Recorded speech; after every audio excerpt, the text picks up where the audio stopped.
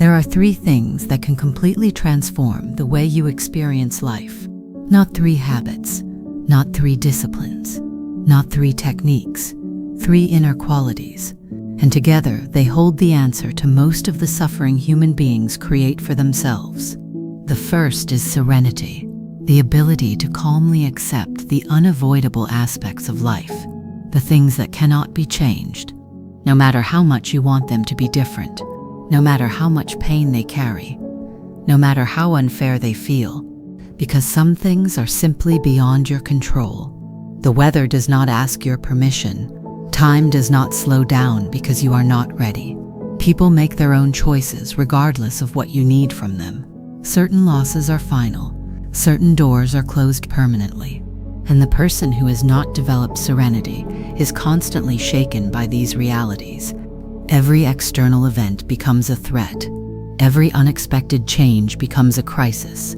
But serenity changes that. It does not change the event. It changes your relationship to it. It gives you the inner strength to face what cannot be controlled without being destroyed by it, without being constantly pulled out of your own center by things that were never yours to carry. Serenity is the anchor that keeps you steady when the world around you refuses to be. The second is courage. Because serenity alone without courage becomes something dangerous. It becomes an excuse to accept everything, including the things you absolutely have the power to change. Courage is the force that moves you toward the aspects of your life that you can influence.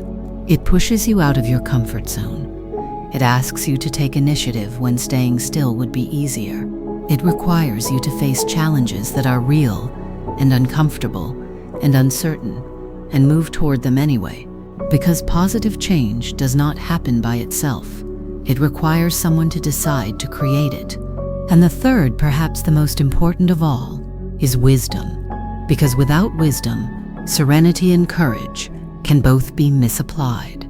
Wisdom is the ability to distinguish between what can be changed and what cannot. It is the development of discernment. Because without that discernment, you waste your energy fighting against the inevitable, against things that are already fixed, against realities that will not move, no matter how hard you push.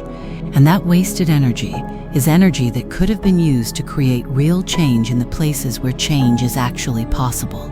Wisdom protects you from both extremes, from the person who fights everything, exhausting themselves against walls that will never move, and from the person who accepts everything, calling passivity peace and avoidance serenity.